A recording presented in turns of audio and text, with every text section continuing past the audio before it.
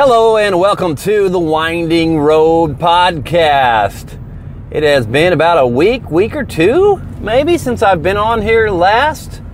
Just been working on really diving hardcore into my editing of my novella. And this was all after just all these poems started coming to me again, like I wrote in 2020. I think I talked about that on the last podcast, so I won't go into it in great detail, but it came in 2020, all these poems coming at me.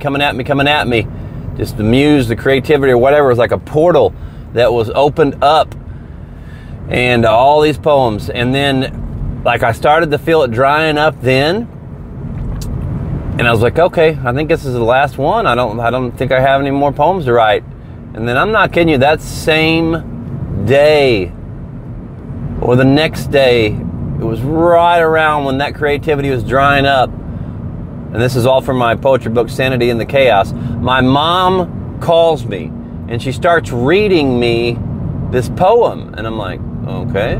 She's like, do you recognize that? And I'm like, yeah, kinda, maybe, I don't know. Please tell me.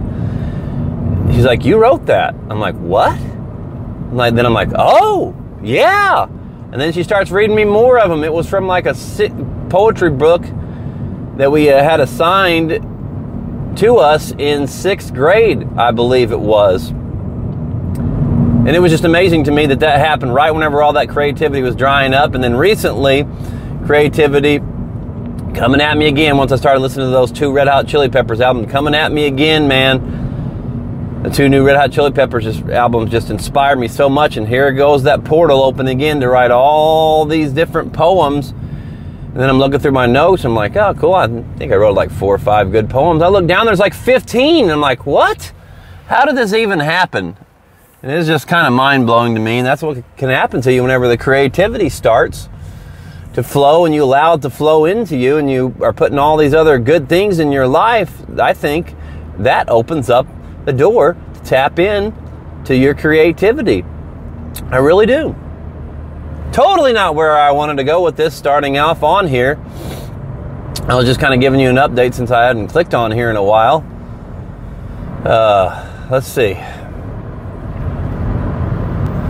So yeah, that started drying up, and it was perfect timing because my developmental editor had sent back the notes an editorial assessment for my novella. So I'm like, all right, time to dive deep hardcore into that. And I'm like, I don't know if I close the portal, close the gate to all that creativity by preparing my mind to enter hardcore into developing my novella. I don't know if that happened or not, if it just kind of faded natural again. And it'll come back to me. I know it will.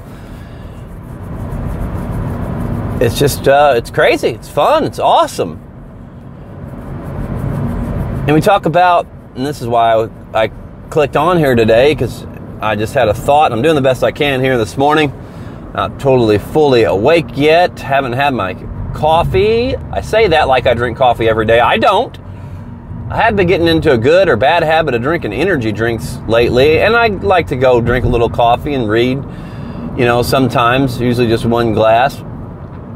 I've been doing the energy drink thing. I've been trying to not do that either and just think about natural ways to gain energy. Like my sativa pen definitely helps me out a lot sometimes, obviously when I'm not driving and stuff. But yeah, just the energy, trying to find it natural ways. And so, yeah, bouncing around, and let's get to the point now. I had a thought this morning. Man, no, we're not going to get there yet. Woo, man. The dreams last night were crazy. I want to start talking about a little more about dream life while we're on here. Not necessarily, you can read about a few of mine in Dreamland. I'd like to write more of those. I just struggle to do that because if I don't wake up and write them immediately, or if I don't wake up in the middle of the night and start writing them down, just little key bullet points, and then go back to sleep and dream some more, then it's hard for me to get them out. But this was just a matter of a time perception thing last night to me. So I have all these dreams, and wake up, and it was like 4 or 5 o'clock in the morning. I had to pee. Thankfully, I'm able to sleep most of the nights through the night, but I got like a really small bladder, and I don't know why I'm telling you all this, but I got like a really small bladder, so I feel like that age of where you're going to have to get up in the middle of the night and pee all the time is probably going to come to me sooner than it comes to most. That's the breaks, boy. Once I woke up, I was like, okay, yeah, I knew, and I can wake up and within minutes, man, within 30 minutes usually, I'm able to tell exactly what time it is. Within the 30 minutes, one side or the other. And sometimes I'm within 5, sometimes I'm within 10 minutes a lot of the times. I woke up, I was like, it's probably about 5 o'clock. Yep. It was, it might have been a little closer to 6 once I fell back asleep, because I had the thought that I'm eventually going to tell you here, but I'm talking about my dreams now. It was 6 o'clock in the morning, and I went back to sleep, and boy, I'm back. Yeah, because I was laying there thinking about my dreams. That's why I didn't go back to sleep initially. Should have wrote them down, freaking dumbass. They're still in my mind now. I could tell them to you and then write them down later, but I'm not going to do that. I might just write them down. I got so many other dreams I want to go back, dreamlands that I want to create, but I probably won't do it justice now, even from my notes, because I'll have a hard time remembering it. But then that's whenever you can bring the creativity in a little bit and stuff like that. But I try to base them solely on my dreams, the Dreamland series. But it's like 6 a.m., finally go back to sleep, and I had so many more dreams. And then I woke up, and I'm thinking, okay, it's probably about 8 o'clock. It was 10 o'clock, and that just blew my mind. I was like, wow, it was literally like a snap of a finger, but yet I was dreaming as well throughout that time period. And it was just like this total, just time just got so fricked up. And it's normally not like that for me. So then, then it just goes back and makes you think about how we perceive time and all these things. And I get all these thoughts in my head again. You can go back and listen to some of those on the other podcasts. We'll get into it again, I'm sure, in the future. But the thought I had in between that time of 5 o'clock and 6 o'clock is like, how did I end up with such an open mind? Because I started reading this spirituality book. I went to the library, just perusing through the shelves, man. Even if I know I'm looking for a specific book, I will try to find it myself. It's easier if you're looking for like novels and stuff, because you can pick out the genres, but some libraries... and a lady had her gas cap open on the winding road. She filled up, but she forgot to close the cap. But even if I'm looking for, philosophy type stuff, that's not always in order, alphabetical order, it's in order just by the genre. And I'm like, okay, it's still, to me, that's fun. I know this is sounding probably weird and stupid and silly to a lot of people, but damn it, man, shit like that, like, it's just so great to me.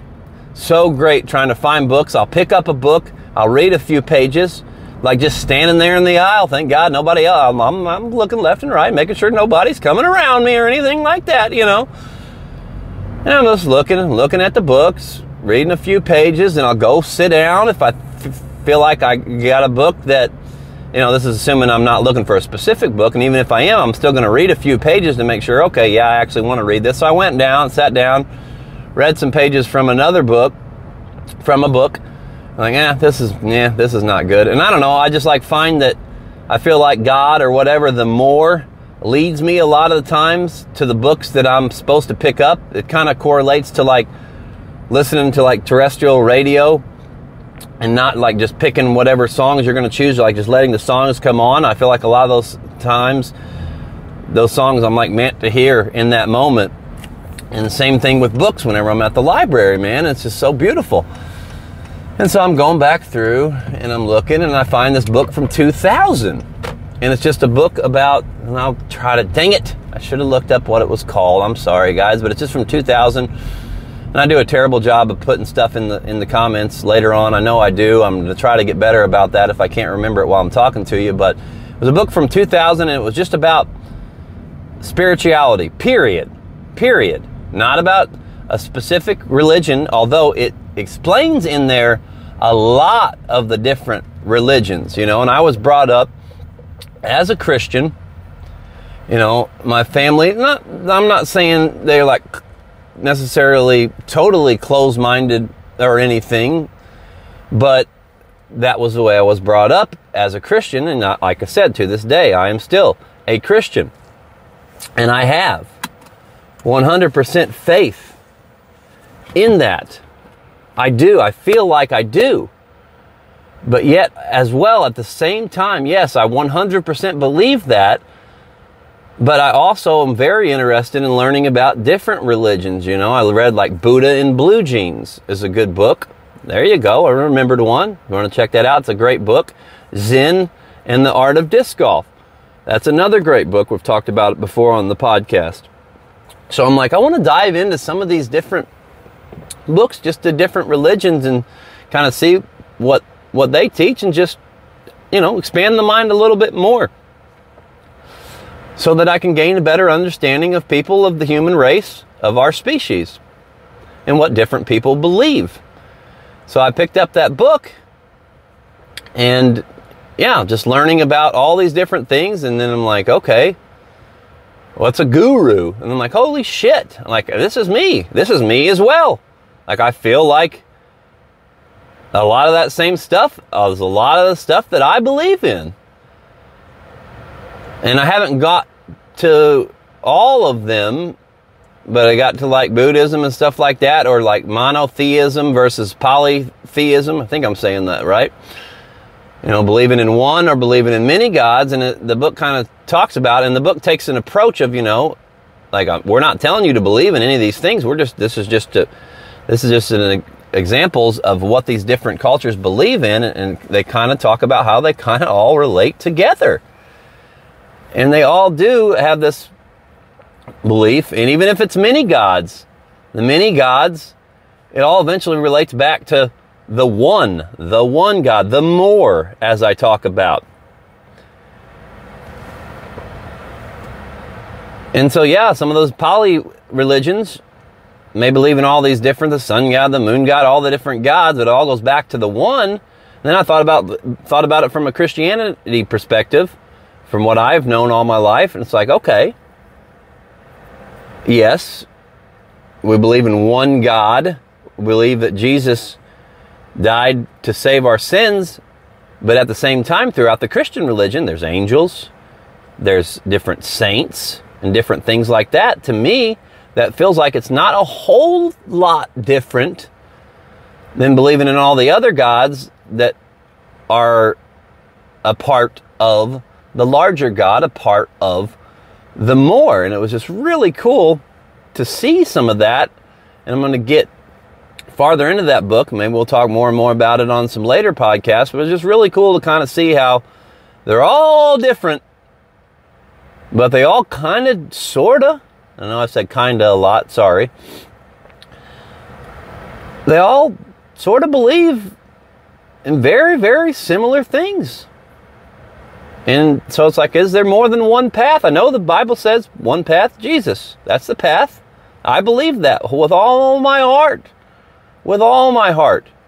But I also believe it's totally possible to, maybe there's other paths as well. And I'm like, I shouldn't be able to think and feel that way and believe that way if I believe in something 100% to be certain.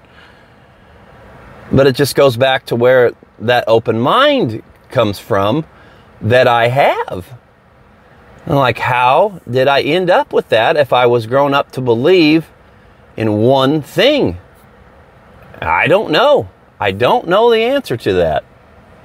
The only thing that pops into my mind right now as to how that happened is just my natural state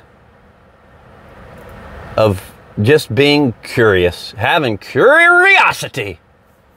Oh, Curious Gary, if you will. Curious George, shout out. That's a phenomenal children's book as well. Yeah, just being curious, I guess. And like I said in one of my poems, which have come out, Insanity in the Chaos, that's all that poetry I was talking to you about at the beginning. Not sure whether I want to make that into one book, or maybe now it's going to be 2 books. And originally I thought about putting all my poems, even my old poems from middle school, in there. Or maybe that's, maybe that's a small separate book. I don't know. Like, I'm starting to second guess and third guess, like, how I want to do that exactly. But my poem said, God made me with an open mind. Whoever, whatever God is, made me with an open mind. And I think that is a bit of a problem when it comes down to these different religions. It's like they made God out to be the certain specific thing, however we got here and however all this was made. And you can throw, the philosophy of science in there as well. And I know that'll probably trigger a lot of people. I said philosophy of science. We're like, no, science is fact, Yes, but like, science is ever changing, and there's always, we're always figuring out more and more stuff about it. And it's really still very much a mystery as well. We can have all this stuff and put it into numbers and everything like that, but it still doesn't answer the question of purpose and what we're doing here and how we exactly got here,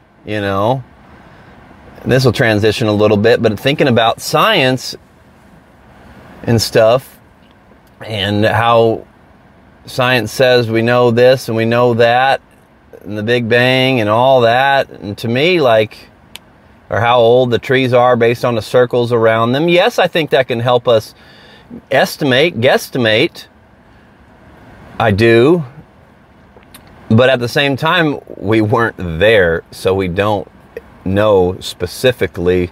We can gather evidence and look and see to the cosmos, to things on Earth, to look back, and we have evidence of things, obviously, like the dinosaurs and stuff, so we know stuff like that existed. But telling me that a star, or is so old, this is that old, and and the universe is this old, that's just an estimate. It's just a guesstimate. We don't specifically know all of that.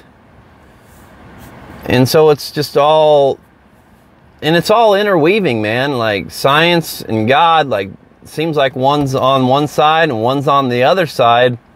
But if you look at it closely, they're not, man. They're not. They relate to each other. And I don't have the knowledge base in me right now to tell you specifically. I read a lot about that, but it's kind of slipped out. It's in the back weavings of my mind right now to try to tell you to come out, and hopefully maybe I'll be able to get them to come out at a later date. But it really does all interweave and intertwine together. And more and more each day, science and God coming together. I believe it was in Gary Zukav's Universal Human, maybe not. Maybe I read it from somewhere else. But anywho, man, these are just the things that I've been thinking about, and how did I get that open mind, man? Just through curiosity. And I'm so thankful, and I'm so blessed that I have it. And I do hope and pray that by the words that I say, that you will have more of an open mind on this day. And I appreciate you being here with me. I'm me, you're you, but we are each other. And by that, I mean we are a part of everything that has ever existed. And we envelop ourselves into becoming a part of the one, a part of the more, realizing that God is love. And if we are love, we are a part of God. We are a part of everything. And that's what a lot of those religions talk about is, it's getting rid of the self. There's certain names in different religions for them. I wish I could spout them off to you and sound really smart, but I've only read them once or twice, and I forgot already in some of those religions. But it's getting rid of the self, getting the ego out of the way, getting our emotions out of the way. It's not getting them out of the way, but it's recognizing them and understanding them so that they don't get in the way, so that we don't get caught up in them and let our lives be controlled by our emotions. It is gaining that emotional awareness so that we don't let the anger and things of said nature come out of us. Just getting rid of that ego, getting rid of the self, and just becoming a part of everything else. And it goes back to what I talked about on episode 10, live like nature. Love, inspire, unite. God bless.